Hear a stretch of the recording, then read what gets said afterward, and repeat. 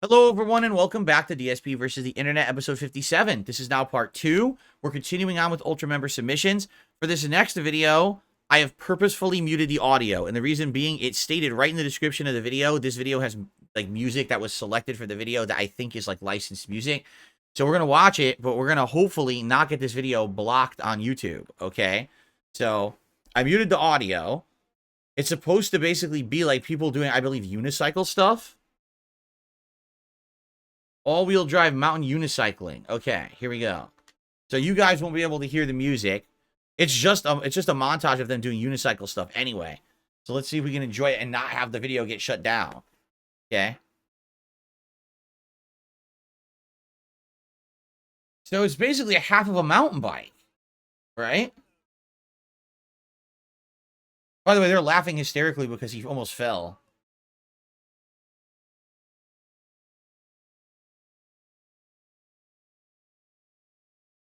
Oh, he hit his head. He hit his head on the tree. I see.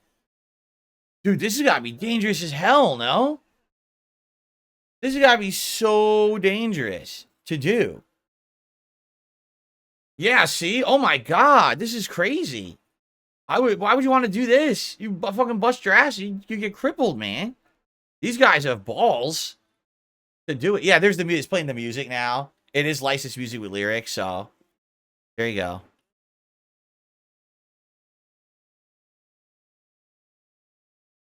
See, the reason I think this is crazy is they're not holding on to anything. You know, when you're on a bike, at least you have control of where you're going on the bike. This is one wheel. So look, they have to hold on to the seats. That's insane. That's so dangerous and crazy. Oh my god. What's crazy is they're able to go uphill on that shit. On one wheel. Okay, but being honest, how much would your ass hurt if you're doing this? That thing's got to be rammed so far into your taint, man. You got to be so effing sore down there when you're done doing this. Oh, my God. Watch a little bit more. No, I don't have a bike or anything like that. No. Someone with a bad back like me, the last thing I want to be doing is going outdoors doing bike riding and stuff and then bust my ass and break my back. Look at this. There's nothing to stop them going down this hill and careening forward. See? Dude, that is scary as shit. These guys are something else, man. Oh, he busted it. What did I say? Busted his ass. Holy crap. Damn.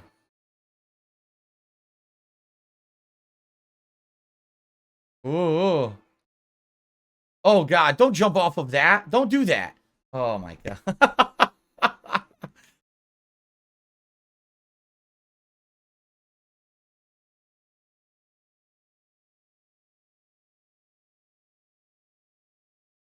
Wow. All right. Well, it's pretty cool. It's cool to watch, but man, I would never do anything like that. And that's incredibly daredevil. That's daredevil stuff. You know, mountain biking in itself is risky. Mountain unicycling is just insanity, man. Like, there's nothing to stop them from busting their ass at all. You fall right forward, break all your bones, right? Lady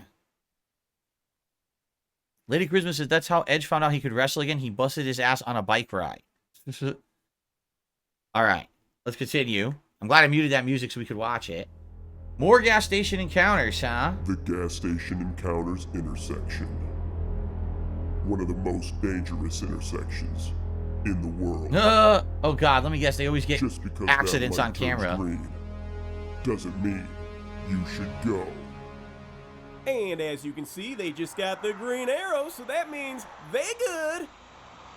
Oh my God. Oh, okay, not too bad, not too bad. Probably should have focused more on slamming on your brakes as opposed to laying on the horn, as it was your fault, little buddy. Come on now, all right, what are you doing? Get out of the intersection, now you're just blocking it up. Yep, pull forward, all right, good job, little buddy. All right, Jasper, come on, bring her back, you're good. So it looks like this is going to be a montage of car accidents that happened on their corner. So if you owned this gas station and you always had a camera at the corner, you would think that law enforcement would be constantly coming to you for footage of this, right? Like, this is going to be evidence of what's going on that corner for any accident. I mean, undisputable evidence. There's no cars coming, yep. Keep her coming, nice and steady, yep. Keep her coming, keep her coming. Okay, you're swinging a little too early, little buddy. Yep, you're cutting a little too early. Oh, all right. We might be good. You might. No. Yeah, Oh, no. You should be good. Yep, keep her coming, keep her coming. Yep, all right. Oops. Here we go. Oh, That sign's coming down. Look at these jack wagons. Don't know how to drive. Clearly, you're gonna take out that sign. What are you guys doing? Who gave you your CDL? I think it's time to go back to school because you Oh my God. haven't learned anything. I could do that with my eyes closed. These young whippersnappers, they just don't know how to drive anymore. All right, Jasper, I think you're good. All right, yeah, you are. No, you destroyed that sign, dude. You should be good just to pull her straight. Yep, I'm gonna jump right in here. All right, yep. Once I close this door, just pull. Oh her my straight. God. Yeah, Oh. Now here we have Oh what my I call God. light pole number 1. Now, light pole number 1, he's just standing there, minding his own business, being a good little light pole, enjoying the nice 30-degree weather we've been having, and unfortunately for him, his day is about to take a turn for the worse. Oh, just a little bump, He's leaning now like a cholo, about 25 degrees closer to falling over. It's okay. Oh, we'll fix it, man. and this will never happen again. Now here we have what I call light pole number 2, not to be confused with light pole number 1 or light pole number 3. Wait a minute. Does that look secure? Why is that van literally hanging off the back of the flatbed? That looks like the most unsecure thing ever. I mean, the whole thing would be backloaded with weight, so it's never going to take a turn properly. Why would you have it like that? Why would you not pull it forward and secure it better? What the hell? So it's understandable. So he's just standing there, enjoying another day in the life of a light pole. Oh my God, look how, Scenery, that's checking a out- regular pickup truck. That is a regular pickup truck trying to pull a giant flatbed with a humongous van that looks like it's twice the size of the pickup truck. This is destined. Just the entire thing is a comedy of errors at this point. And we haven't even seen the accident yet, right? That Challenger Hellcat right there until this stupid truck and trailer got in his way. Now he's just worried about whether or not he's going to get blasted like his little brother. Wow, what did I say? See what happened? Oh my God, it hits a Poor pole light too. pole. He didn't deserve that. It's okay though. We'll fix him right up and this will definitely never happen again. Now, Oh here my we're God. going to be paying attention to this Lexus that's about to be pulling in. Yeah, that's pretty nice. We're also going to be paying attention to this Tesla. Yeah, that's one of the smartest cars ever made right there. What the hell happened? Come on, Elon. I thought it was supposed to be smarter than that. What's going on? And now this truck can't pull in, so he's just got to leave and miss out on all the delicious beverages he was going to purchase. What happened? Why did the Tesla back up like that?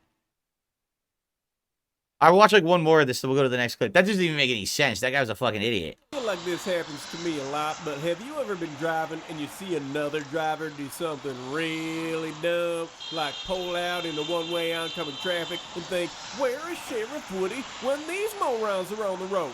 He's never around.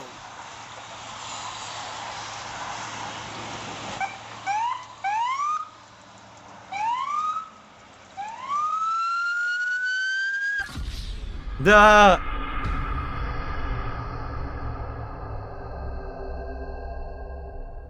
Now here you're going to see the white Beamer do the smart thing, and that's hesitate before going through this death trap. But uh-oh, the guy behind her is in a hurry. oh. Yeah, you better be thanking your lucky stars, Mr. White Ford Fusion, because if she didn't hesitate, that would have been you. Now, what are the chances the next vehicle coming down the road is this guy who's been waiting his whole life to turn on his little yellow hazard light? Come on down, little buddy. It's your time to shine. So he's going to get out of his vehicle, and he's going to check on both drivers, make sure they're okay, because, you know, he's a gentleman. Now, let's watch this again in slow motion and break it down from a fundamental standpoint. So the white Beamer gets the left-hand turn signal to head eastbound, and as you can see, everybody heading westbound is stopping because they do in fact have a red light. Okay. Meanwhile, the black Hyundai is barreling down a right turn only lane straight through a green arrow and shabang-a-bang. Now let's put the King Damn. Dinglings to use and check out the damage. So basically, the guy had a right turn signal and thought it was a green light to go straight, and he barreled through it and just clobbered someone. What an asshole. All right, let's keep going. Let's see what's next. Oh, no. So basically, I've seen a lot of these kind of low overpass things. When I used to live in Connecticut, there was a bunch of them that you would see around. And you always wonder, do the truck drivers actually pay attention to them and actually know how high their trucks actually are that they're driving to know that they have the clearance to go under them or not? Because you know that some trucks must be getting stuck there, right? Big trucks are kind of my jam.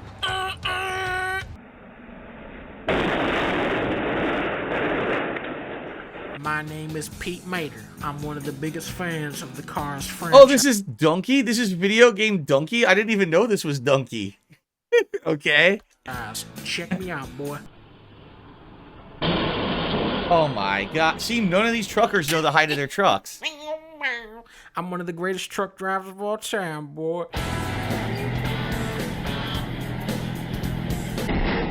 At least he stopped, right? At least he was smart enough to stop. He wasn't sure. Gonna budge that? Budget with a budget, rings and The- truck is quick and cheap. Oh my god. My name is Dennis. I'm one of the greatest RV drivers of all time. Darla, what are you reading back there? Our 16-foot trucks are easy to load, unload, and drive. Oh my god, every single truck type gets Built stuck to under help you this move safely underpass. and with confidence. Oh my god. Highly trained Cintas professionals delivering each service. Let's go inside and meet Lucas and his team. This is Lucas O'Malley, the branch manager. Give me that prick. I'm one of the greatest truck drivers of all time.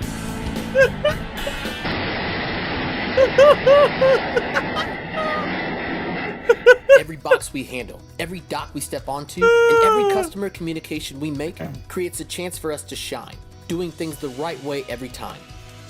Whether you're handling a customer shipment through our warehouse, driving their consignments behind the wheel, or... Oh my god. My name is Hank Dozer. I created styrofoam, and I'm the greatest driver in the world. Oh, mate, my name is Daniel Day-Lewis. I have $1 million oil, and I'm the greatest Daniel truck driver Day-Lewis? in the world. There's no Penske's 16-foot trucks have an easy to latch and lift, roll up rear door, Oh no. a high ceiling, and enough space to... Oh no. I guess everyone just assumed.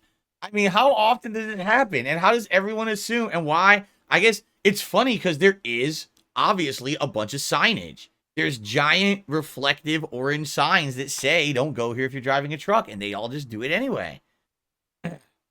Oh my God. Buddy boy, they're the cable guy here. I'm one of the greatest drivers of truck. Oh God. Demolished. You know what? Not today. Finally, someone didn't do it. Finally, someone didn't fucking do it. One person. That's great.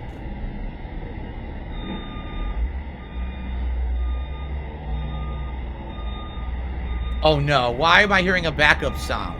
No. No, don't do it. No. Come on. You've got to be kidding me. You have got to be kidding me. No, don't do it. You knew. Actually, They're gonna do it. They're gonna do it anyway.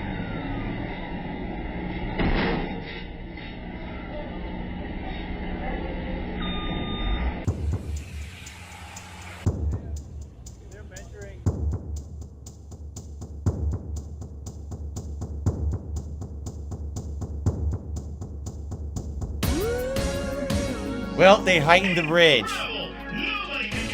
Wow. They finally raised it. No. Oh my God. Still? Still.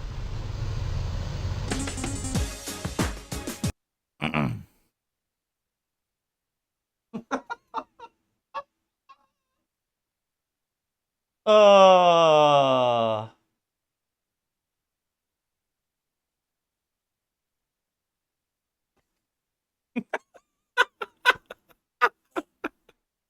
On to the next video.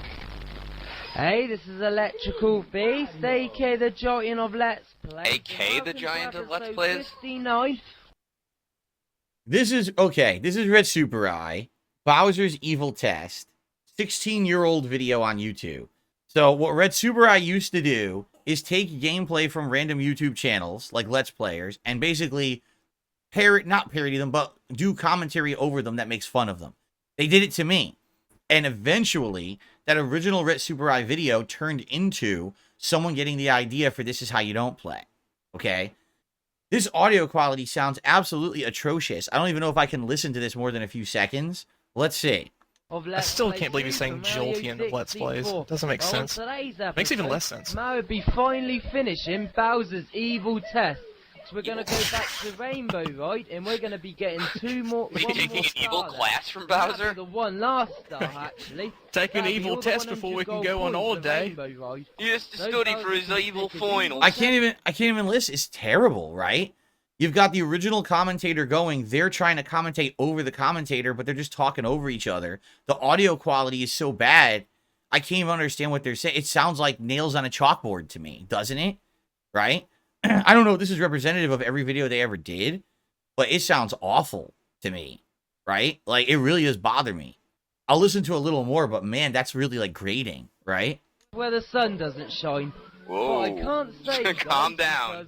I don't swear on my This does not go along with your cheery demeanor, sir. Because my videos are for ages of audience. Ages of So audience? That should be a piece of cake. And that's what Ages of audience, whether they be Paleozoic or Jurassic. A piece of cake. I think Ages of Audience is the new Zelda coming out. Also, what's up with the video? I mean, again, this is a very old video, but the video quality is terrible. Like, it's choppy. The frame rate is really, really low, right? What I'm assuming is that this is a guy who does, you see he's running really fast. He glitches the game.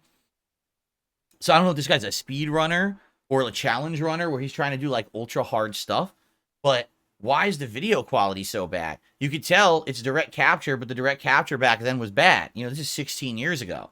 So the quality of the video is pretty darn bad that they're commentating on to begin with. It sounds atrocious. Or it looks atrocious, I should all say. these 100 golden coins. Takes place in London.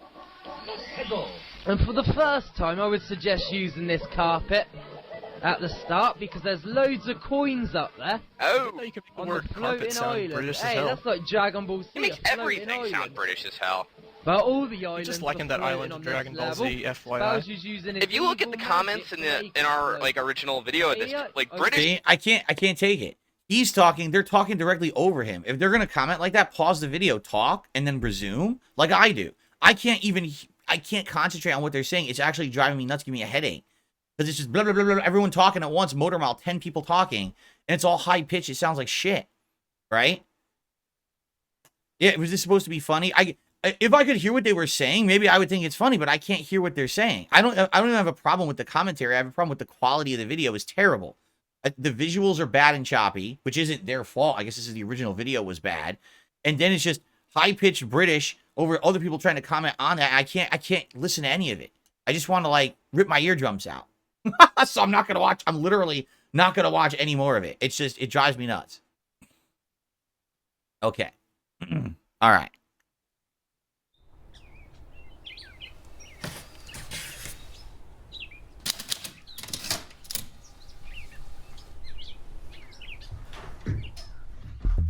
How long is this video? Spirited man 10 minutes? Well, we'll see. I don't know. Let's see what the subject matter is. We are in a fourth turning. What does it mean? had been expecting this crisis.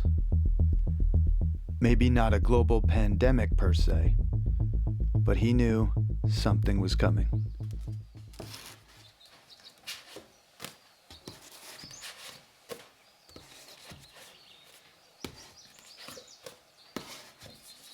For a decade, this spirited man had been reading books, trying to figure out what the hell was going on. His brother, a spirited man himself, told him to read this book, The Fourth Turning. This book turned out to be this spirited man's favorite kind of book, a mind blower.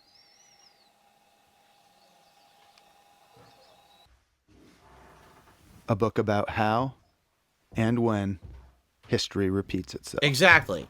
So I'm just going to say this because this is something that I've been saying recently in the last few years. Something that I've noticed about humanity and America in particular is that our culture, our methodology, our way of thinking, our philosophy is like a pendulum that swings back and forth. Think of a big grandfather clock, and it has that pendulum that goes tick, tock, as it goes back and forth.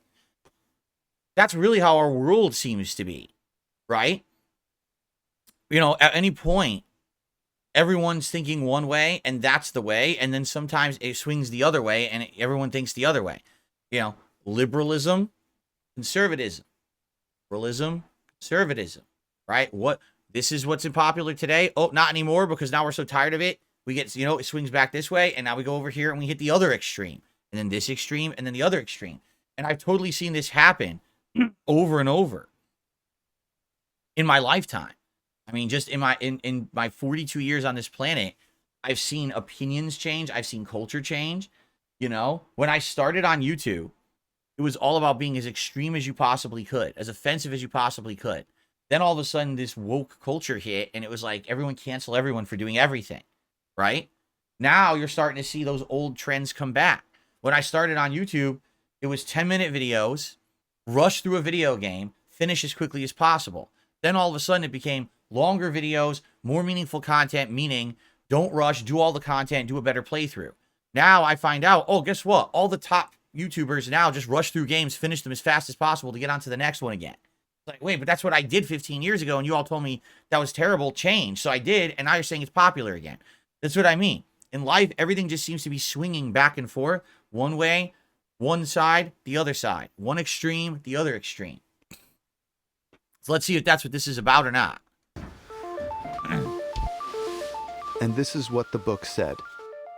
History repeats itself in 80-year blocks called saculum, but we'll just call them history blocks. Not exactly 80 years. This is history, not math, but roughly the span of a human lifetime. Okay. Maybe 80 to 90 years.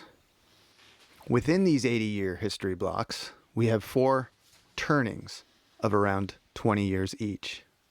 We usually call them generations. There you go. This book calls them turnings. Turnings are sort of like seasons, like spring, summer, fall, winter. Throughout our history, we've had these 80-year blocks, and the 80-year blocks have been remarkably similar to each other. We're in one now. The first turning, the first season, is a high, an upbeat era. The second turning is an awakening, a passionate era. The third turning is an unraveling, a downcast era. And the fourth turning, well, sorry, but fourth turnings suck. The fourth turning is a crisis, an era of upheaval. We're in a fourth turning right now. So let's take a look at our saculum, our history block. The history block that we're in the crisis of right now. So this was 2 years ago. So this would have been 2022.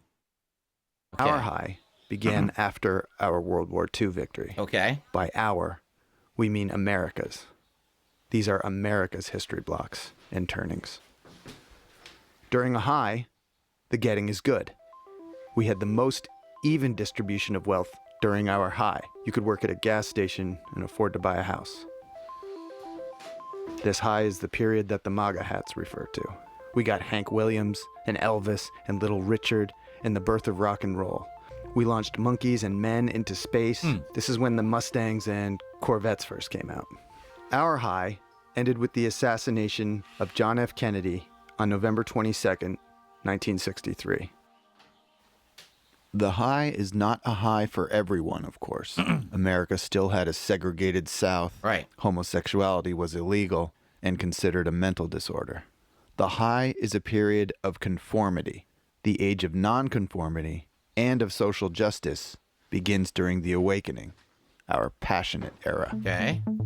During the awakening, we had Martin Luther King and the Civil Rights Movement, acid, Vietnam protests and Vietnam itself, the women's liberation movement, Stonewall and the gay rights movement. Great movies, great music. This is when the first Macintosh computer came out. The Awakening is a time of increasing individualism.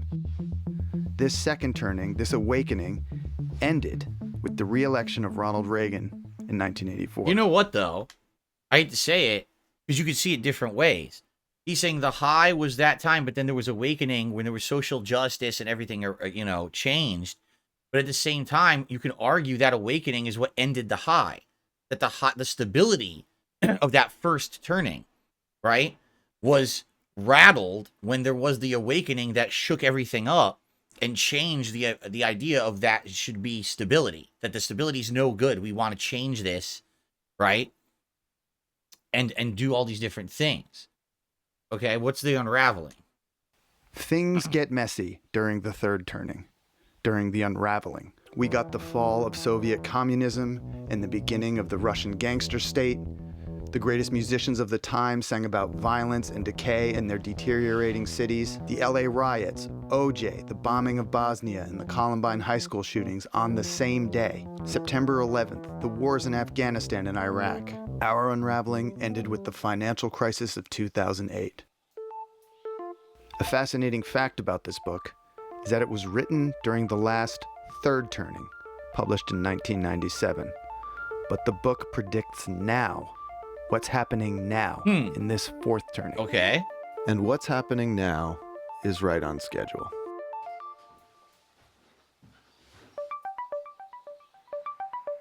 "80 years ago, in the last fourth turning, America had her Great Depression, then World War II.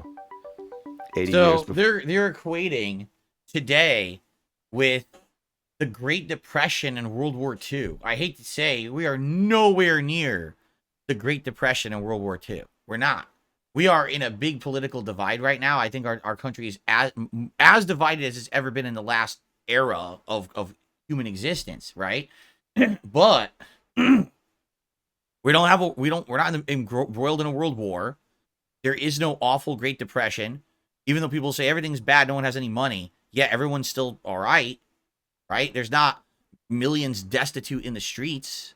We have programs and things that are keeping people afloat, which maybe they didn't have back then, and that's why it was so bad during the Great Depression. So I would argue if we are in a fourth turning, this is nowhere near as bad as the last one, right? Before that, the Civil War.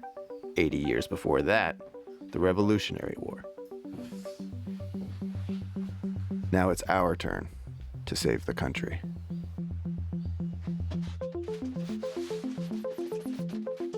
So where do you fit into all this?